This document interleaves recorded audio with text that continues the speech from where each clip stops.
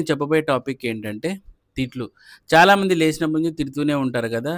అది మన ఫ్రెండ్స్ తిట్టొచ్చు, లేదంటే మన వాళ్ళ ఇంట్లో వాళ్ళు తిట్టొచ్చు, మనం ఒకరిని తిట్టొచ్చు, వేరే వాళ్ళతో తిట్టించుకోవచ్చు. సో, ఇలాంటి తిట్ల దండకం వలన మనకు ఎట్లా ఎఫెక్ట్ అవుతుంది? వాళ్ళెలా ఎఫెక్ట్ అవుతారనేది చూద్దాం. తిట్టడం అంటే ఏదో అటు ఇటు తిడితే ఓకే. కొంతమంది లకారాలు యూజ్ చేస్తా ఉంటారు. కొంతమంది పుకారాలు యూజ్ చేస్తా ఉంటారు. కొంతమంది మకారాలు యూజ్ చేస్తా ఉంటారు. ఈ పుకారాలు, మకారాలు మీరు అర్థం జేసుకోండి. ఫీల్ చేసుకోండి. వాళ్ళకి నోరెత్తితే అవే. పు అనేది స్టార్ట్ జేస్తాడు. ఒకడు మా అనే స్టార్ట్ జేస్తాడు. ఒకడు లా అనే స్టార్ట్ జేస్తాడు.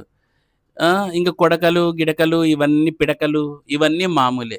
మరి వీటి వలన ఏమవుతుంది? ఇలా మాటి మాటికి ఈ ఉకార, అకార, మకార ఈ శబ్దాలున్నాయి గదండీ! ఈ శబ్దాలనన్నిటిని యూజ్ చేయడం వల్ల ఏమవుతుందంటే, ఫస్ట్ థింగు తిట్టే